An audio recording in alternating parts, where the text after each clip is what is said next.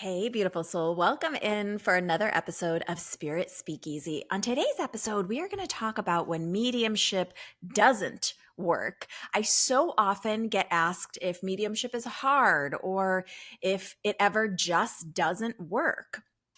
If maybe someone's loved one simply doesn't want to talk to them. It's such an honest question, and today we're diving into the truth behind it. So, in this episode, I'll share what's really happening when a session doesn't unfold the way that we hope, what it does not mean about your loved one, and I'll also share some common reasons that a reading can feel off or just not quite successful in the way that we may have hoped. And also, I think it's important to give you some tips about what to expect in a reading and what to be looking for to know if it's working in the best way possible. So, whether you've had an experience that you're just uncertain about, or if you're just curious about mediumship and the ins and outs of it, this conversation will hopefully bring some clarity, compassion, maybe even a little relief. I also want to just mention that while these are some of the reasons that a session could go wrong or not quite work out, it's definitely not an exhaustive list. There are so many little nuanced reasons, but hopefully this will give you enough of an explanation that you can infer a lot of those other reasons. And because I know that if you are with me and listening to this pod, you are an intelligent, discerning adult human being. In this conversation, we're going to go under the assumption that you vetted the medium, either got like a referral from someone that has worked with them or that you trust. You maybe saw reviews for this medium. You maybe had a little bit of understanding of them and their work. Maybe you saw them at a group reading or saw their work or have seen them in some capacity before, that you know for sure that they are actually a medium and that they also have enough training and expertise to be working professionally. Okay, so those are the caveats, because if any of those pieces are off, well, that's a whole different can of worms, so to speak. So you've got this medium, they're actually a medium, they're trained and have enough expertise to actually be working professionally. You either saw reviews or got a good referral. And I also want to acknowledge, as part of this talk, well, as we're diving in, that it's such an honor to do this work as a medium. I do realize that my clients are trusting me with the souls of their most beloved people. So the intention of this episode is not to blame or shame. We're all human. We're all doing the very best that we can. And it's natural to have these types of questions or uncertainty. So this is all intended in love. And I hope that you will take it that way and give me some grace. I really have had this episode written for a while, but I get a little nervous about sharing things that could be controversial or that could make people feel triggered. I know it's just a part of life, but I try very hard to be sensitive to everyone and where they are at. So let's talk first about what it means to have a successful communication from the spirit world, since that's where some of the misconceptions may begin. Even though there is a certain expectation about what quote unquote mediumship means, each medium is an individual artist and we all work differently just as human beings. I like to really highlight that mediumship is an art form. It's not a science. There is not a way for, in science and in more science-based careers, even in something like therapy, there is a prescribed set of rules and meanings and a system to work within. And while that's true with mediumship, much like any type of artistry, there are guidelines and there are certain ways to work, but there is no like specific if this, then always that. It really is an artistry and an art form that's created by the medium, the individual spirit person, and the sitter. So it is, everyone is involved energetically. And again, it's not a science, it's more of an art form. So let's just talk about what an actual successful communication means. It means essentially that the medium shares details, including but not limited to. Remember, it's not a checklist that we're going down to make it successful, but these are some of the types of details that you might hear from a medium. Things like the personality traits of the loved one or the person, spirit person. Facts or details from their life at any point in their life, shared memories, experiences. Sometimes they might share things going on in your life or times that they spend with you. They may or may not talk about ways that they say hello in the world. They may or may not share details about things you went through together, things that they personally went through at any point in their life, or things you're going through now. It's neither the sitter nor the medium who chooses which details are shared in a communication. It is not me as the medium with a list, a checklist of like, okay, spirit people, you must answer these questions. And it's also not my sitter that gets to come in with a list of demands. It's not a laundry list that we're going down, but rather as a medium, we're blending our soul with the soul of the spirit person, and they are sharing the details that they need to share or that they know that need to be communicated, not based on demand. While my sitter or client might have certain wants, the communication is really based on the need of the soul, whether it's the need of the client's soul or the soul who is the spirit person on the other side. The communication, the emotion is really driven by need. Now, it is very normal to have human wants, but really the communication's driven on the need. And we can debate at some future point about the degree of success of a communication. But if there are details about a spirit person that are true, even if you can't recognize them in that moment and you go back and check them later and say like, oh, actually, that was a person in my family, I just didn't know them very well.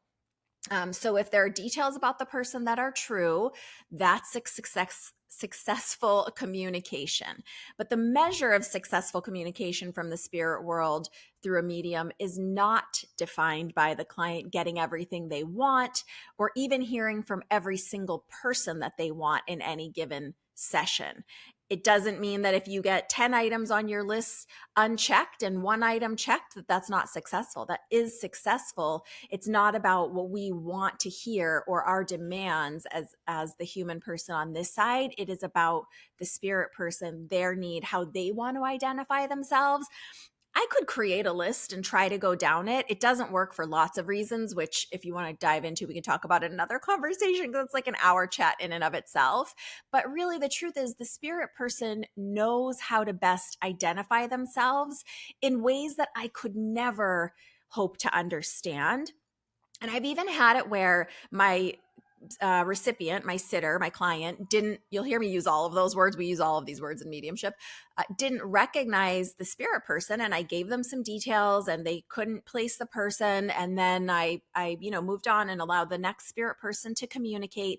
And then later they've checked with a family member or done some just research in the history of their family and have said, oh my gosh, my dad recognized that as his grandpa and all of the things were true and it was so meaningful to him. Perhaps that bit wasn't for the sitter actually that was in my office. Perhaps it was to open someone else's mind. So there are many layers of things going on that as the medium are not my place to try to know or figure out or extract. The more that my busy mind is in there, the less helpful it is. I'll say it that way. So I really just want to make sure that we understand that a successful communication in the most basic way has to do with giving factual details or personality about the spirit communicator and is not defined by getting everything that the client wants or expects to hear from, or even from every single person that they're hoping to hear from in that session.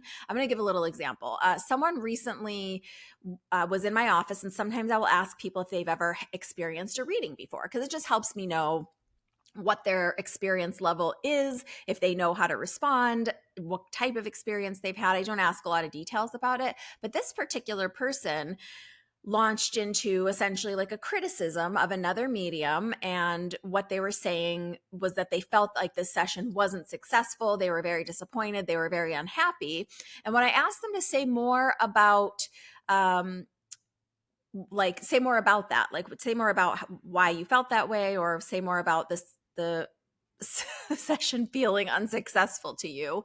And what they ended up saying was, when I asked them, that they were able to recognize the spirit person that communicated, and it was more than one person. And through the details, even though it took a little while to shape up, it sounded like they did recognize those people that communicated. Because I said, like, so okay, you recognized the people, and they said, well, yeah, several family members came through actually and gave details enough that I knew who they were. But as the conversation went on, they were saying, but I wanted to hear about me. I wanted them to share XYZ specific memory that I remember about them. And I wanted them to talk about my life and my family. And I wanted to know what they thought about me and my life choices. And I wanted them to tell me what to do about XYZ situation.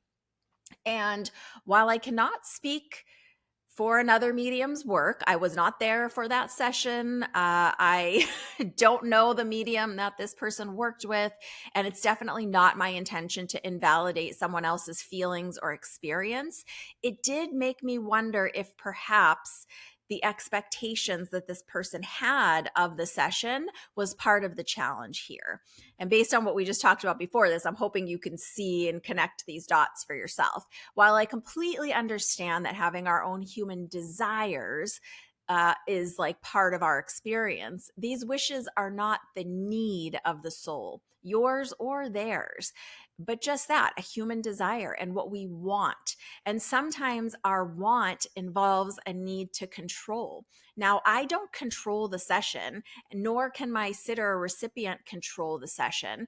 I do my best to work with the spirit people on the other side, but they really are more in charge of the direction of the session if it's working properly. My intention is to be following them and what they want to share, and not taking control and demanding information of them. I hope you can feel, as I'm saying it, the different energy of those two things: demanding information and taking control versus me just trying to follow the details that they're sharing. I've talked about this a little bit before.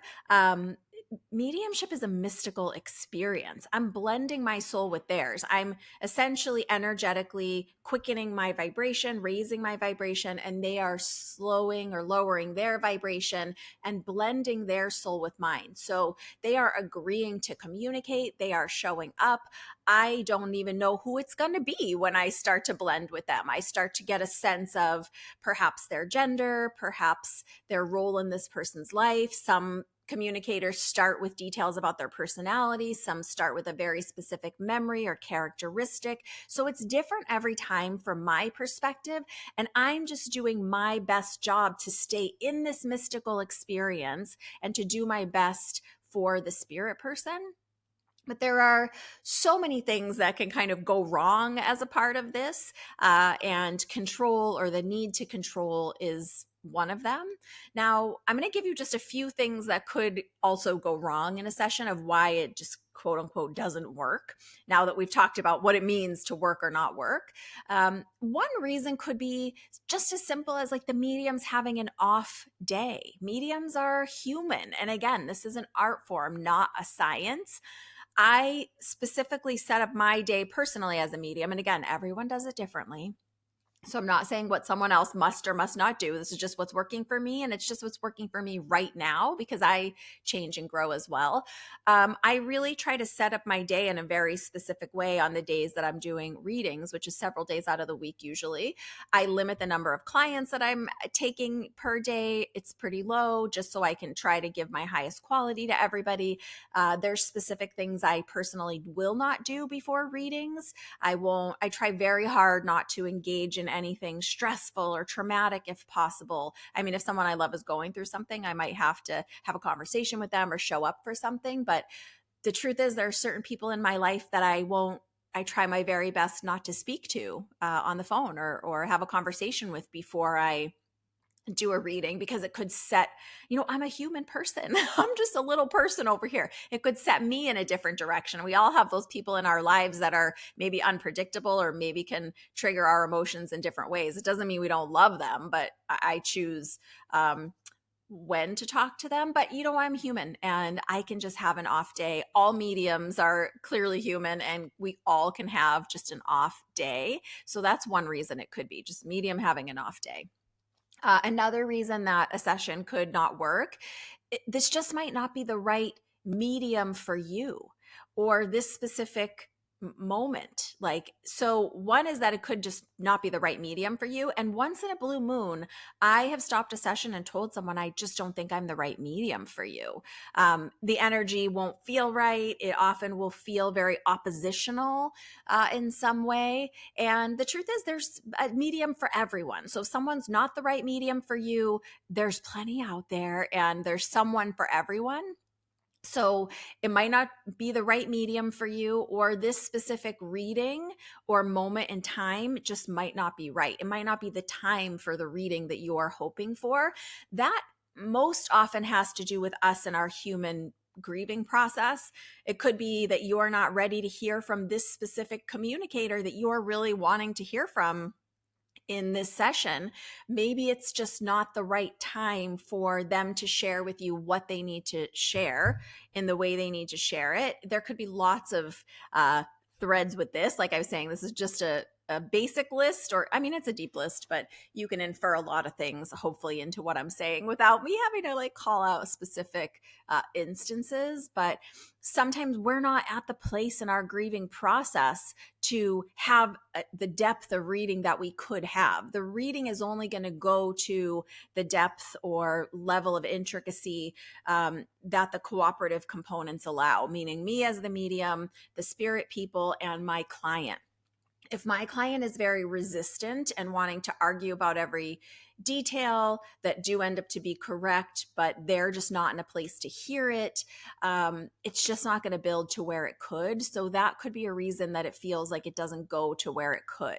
I sometimes hear, well, I worked with this medium for a while, but I just want someone new, or I just didn't feel like I got what I needed in my last session. So now I'm switching to a different medium. And that's fine to do, but I would also look at the individual's emotions, right? Not just the medium, but the individual. And sometimes you can work with one medium for a while, and then their energy changes or yours changes, or you just want a different experience. And all of that is also perfectly okay to do.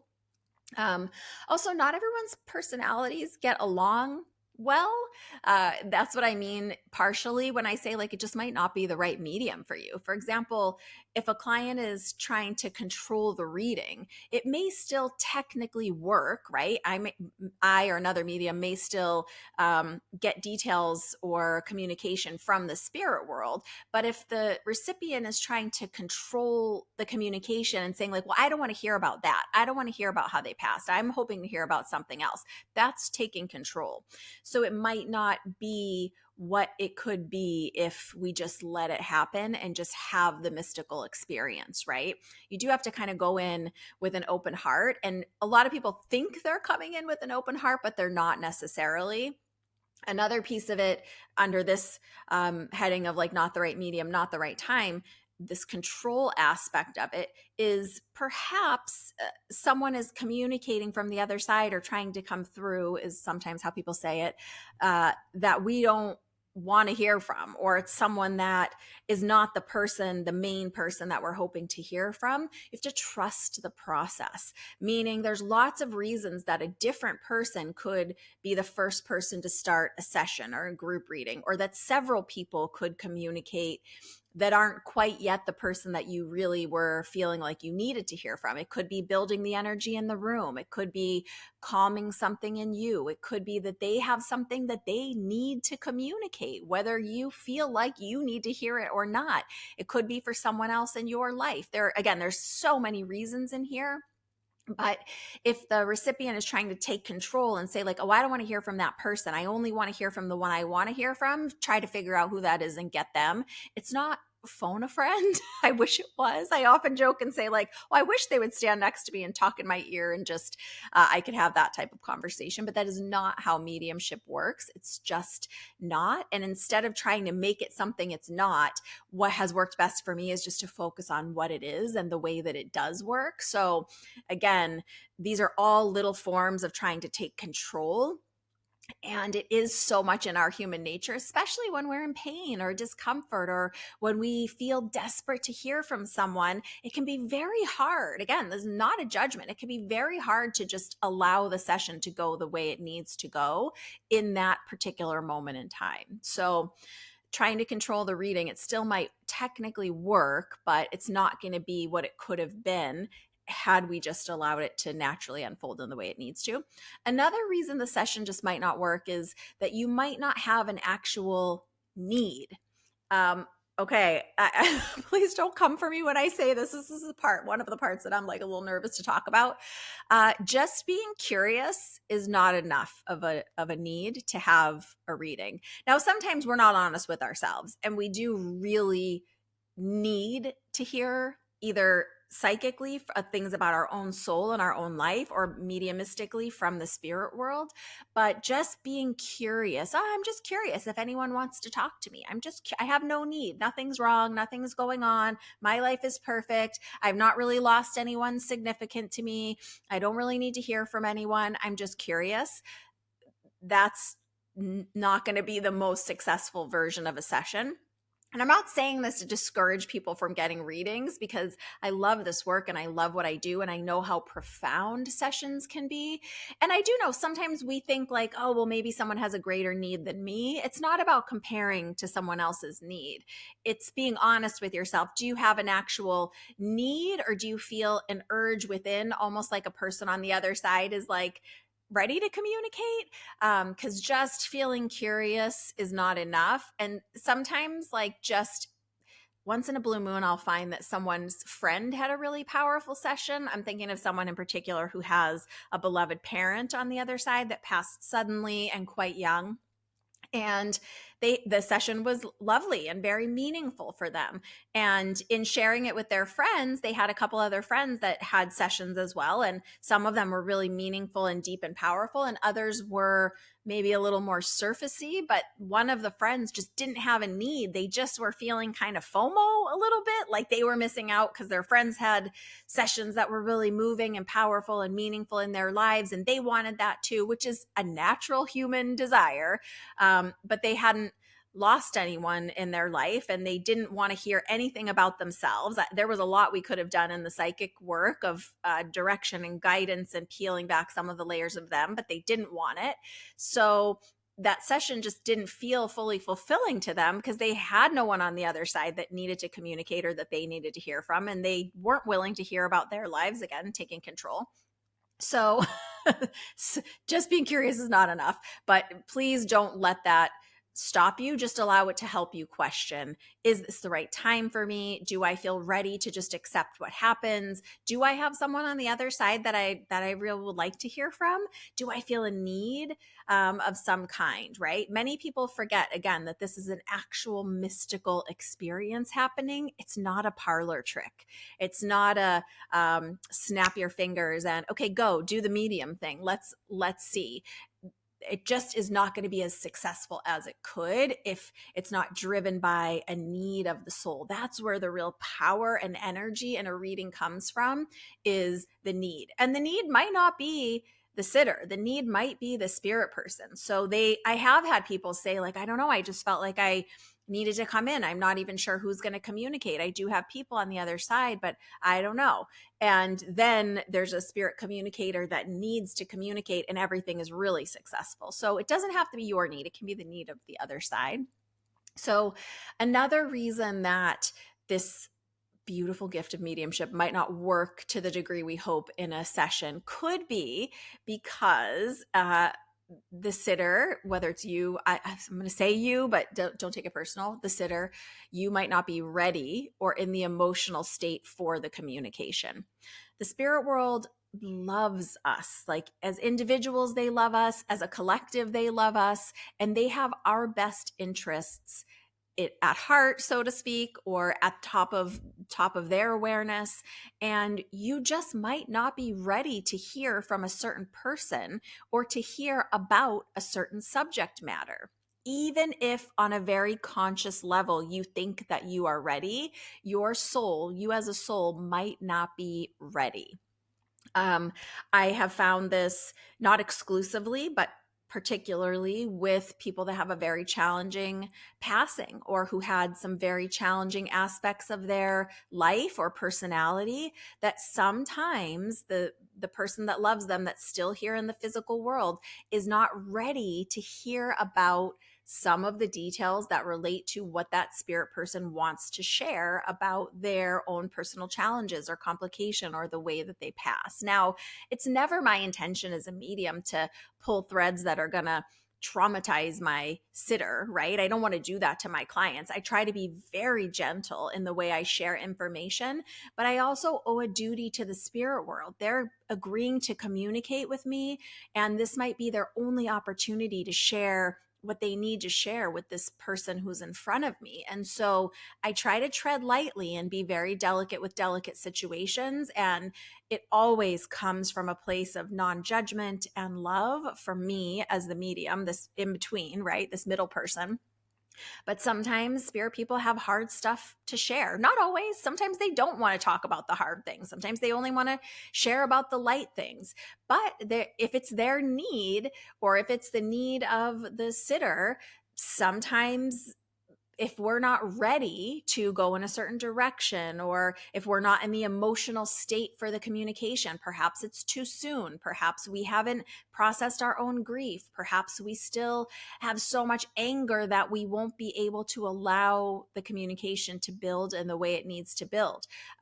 That often does show up as someone saying, like, I don't want to hear about that. I don't want to hear about that affair that they had. Like, I'm not open to talk about that. And it's fine. It's okay if you don't want to hear about a specific thing, but just know the communication is not going to be as successful or build to the point that it could, because again, we're taking control and demanding. Demanding isn't always just what we want to hear about. It can be what we don't want to hear about. And again, it's okay. We're all human, and it's all a natural part of the evolution of our emotions. But if we're not ready or in the emotional state for the communication, sometimes it just can't go to where it could go. So we might feel like it's a little lackluster, less successful, but we have to look at, well, did we try to direct it ourselves, or did we just let it unfold naturally? Now, I do also want to share what it does not mean when it doesn't work. It does not mean that your spirit person doesn't want to visit with you, doesn't want to communicate from the other side.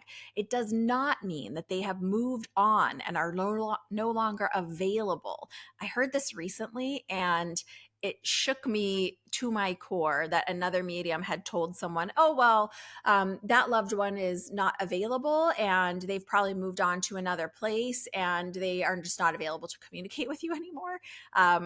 That's not true as far as I understand it in the years that I have in this work. And I've had mentors that have had many, many, many more years collectively than me.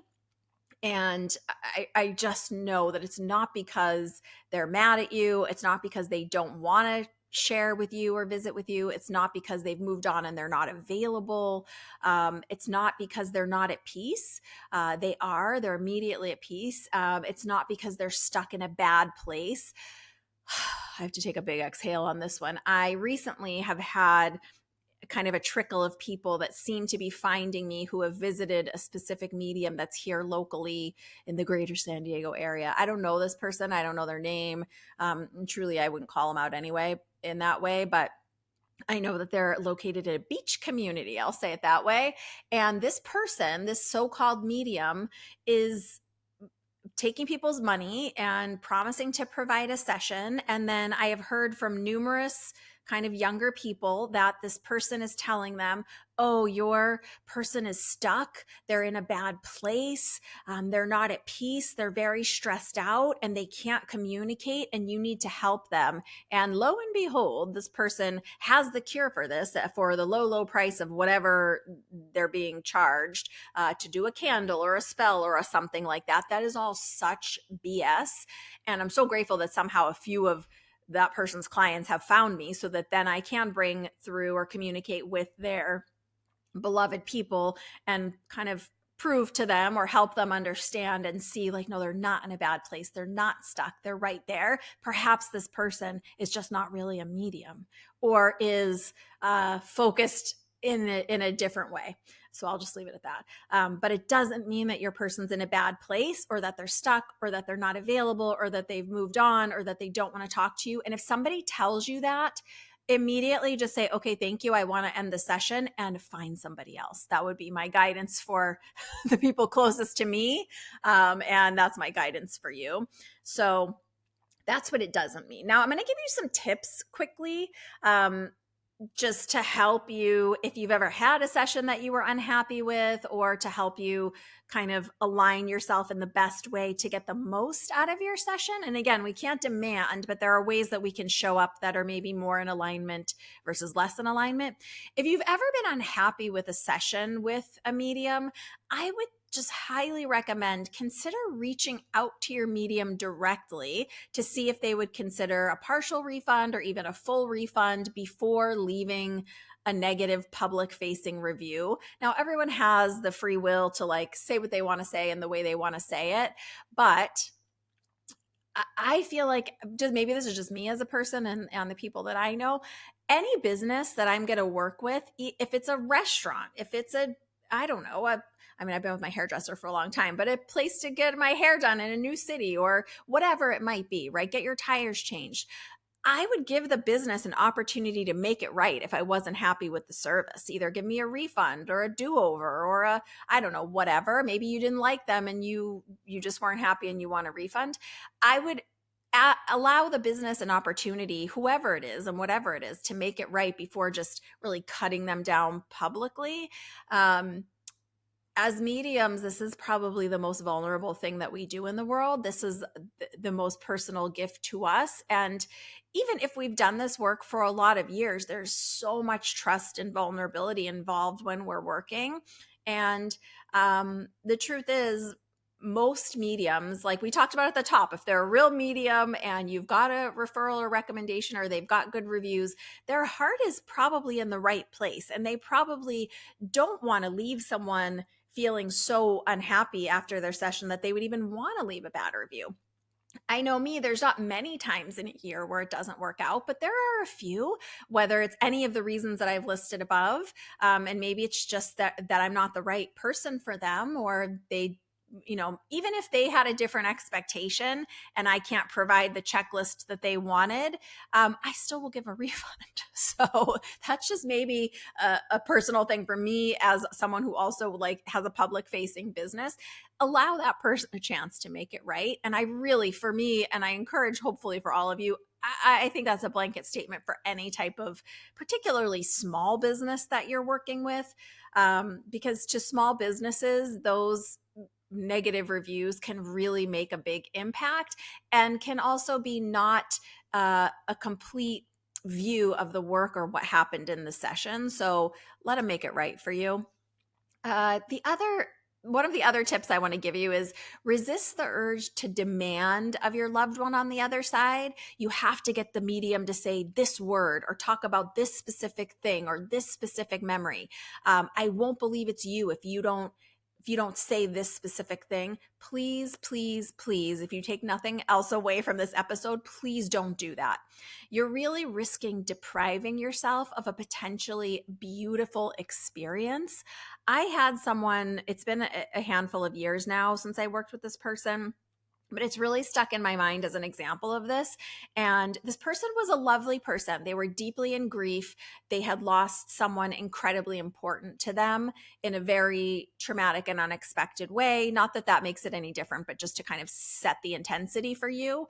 And the session went in a very nice way. The person that they needed to hear from, because they truly had the need, communicated and shared details about their personality and expressed. And as we were working, they were saying, oh my gosh, that sounds exactly like them. And that is their personality. And they do have that tattoo and they did have this relationship. And it was, just lovely. And the communicator was a really good communicator. And I felt like I was understanding them really well. And the end of the session, just as I was wrapping up, I just became aware of a specific memory.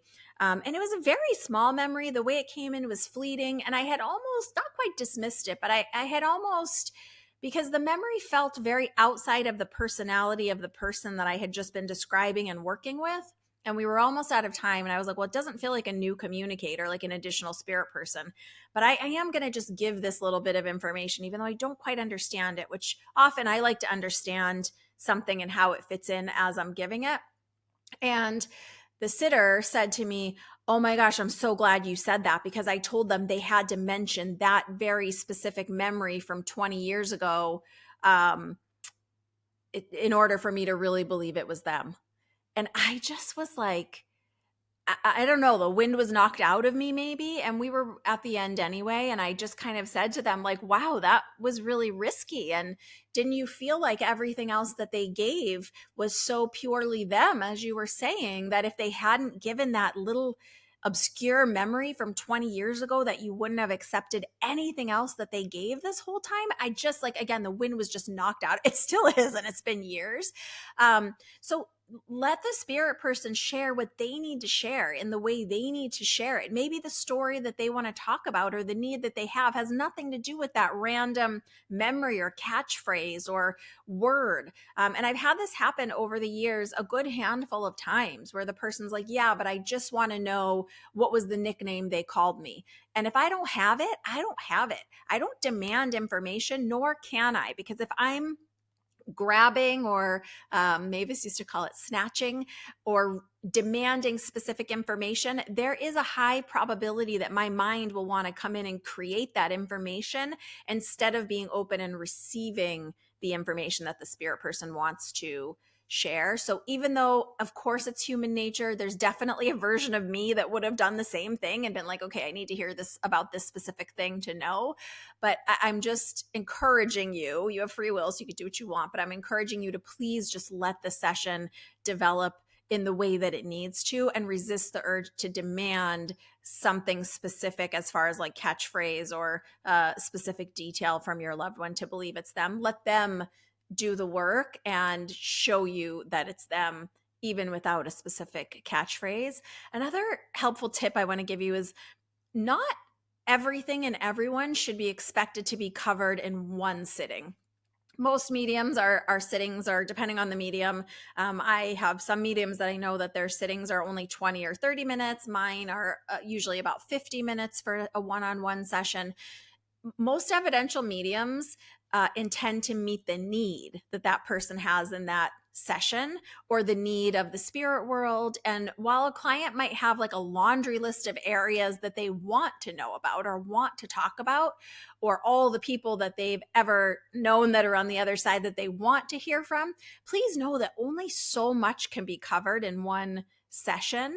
It doesn't mean you can't have another session at a future date and hope for some of those other things to be communicated about, but some of them might be just a want or a human desire, not an actual need.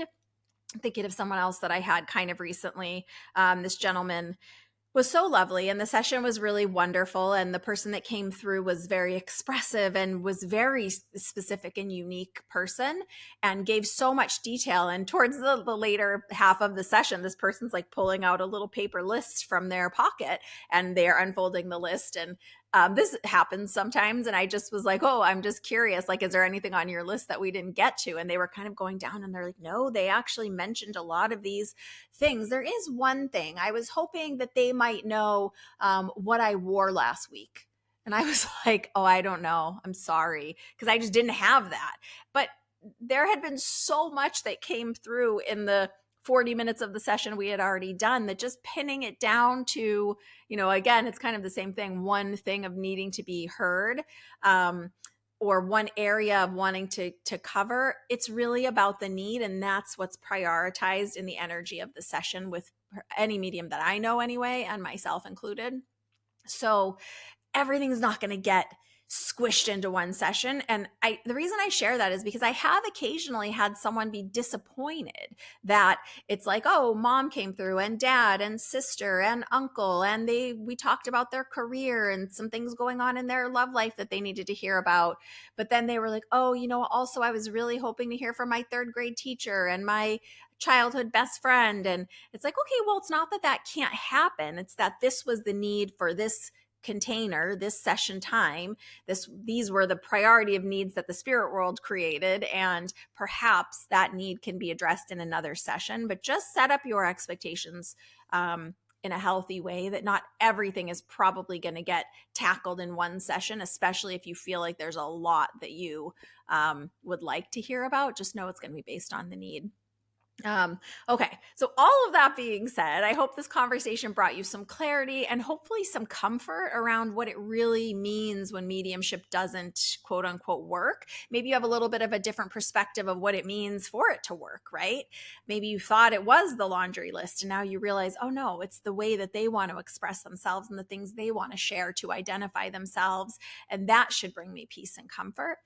So hopefully you can remember that true communication with the spirit world, it's a sacred exchange. It's a soul to soul communication. It's not a performance. It's not something that can be forced or controlled. It truly is a mystical experience. If you've ever had a session that left you questioning things, I hope that this helps you see that the connection and love don't disappear just because the reading didn't unfold the way that you expected or hoped. Your loved ones in the spirit world are always around you. They're always finding ways to reach you, sometimes just in a quieter or more unexpected or more surprising way. If this episode resonated with you, please take a moment to subscribe wherever you're listening to this. I would love it if you would give me a rating or share with someone that might need a little extra reassurance today. Maybe you know someone that had a session that they didn't feel went the way they needed to, and maybe this will help them understand potentially why or what happened. Or maybe you know someone that was disappointed that certain people communicated from the spirit world and other people didn't. And maybe it will help them know that, no, those people still love you and they're still with you. It's just these other people had a stronger need in that specific moment in time. Just like time, we can't necessarily put time in a bottle and capture a moment and hold it forever. As time changes, as we grow and shift, different loved ones might be ready to communicate in a different way, or a loved one that you've heard from in a different session might be ready or have the need now to share about something else because you're more ready to hear about it. So I really just want to help you know that your loved ones, your own guides are always available to you. You can communicate with them, you can sense and feel them. And if you would like more resources or guided meditations, I have an upcoming mastermind that's going to be before the end of the year, kind of like a mini workshop that's going to be condensed. Please visit me at joyfulmedium.com and please get on my email community. That is where I announce most of this stuff first. And it's where I can kind of blast things out the easiest. Social media is so noisy that people don't tend to see things. So the direct emails that I send really are the best way to have your pulse on like what's happening, what's being offered. Most of you know I offer a lot of free community offerings throughout the year just because it's my intention to hold this space for you and to help us all learn and grow and expand together. So until next time, remember, love never dies and the conversation with your loved ones never really ends. Big hugs, lots of love. Bye for now from inside Spirit Speakeasy.